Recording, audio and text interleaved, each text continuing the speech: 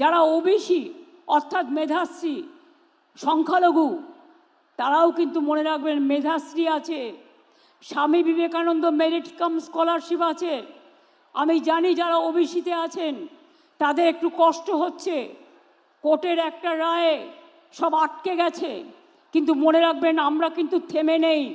আমরা কোর্টে, সুপ্রিম কোর্টে বড় বড় আইনজীবী দিচ্ছি, তার কারণ আমার অনেক চাকরি আটকে গেছে কোর্টের এই রায়টা বেরোনোর পর।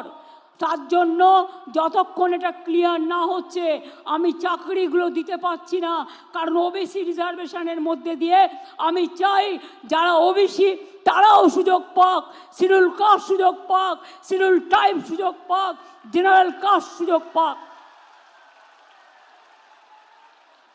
মনে রাখবেন আমি যখন 17% রিজার্ভেশন করেছি, জেনারেল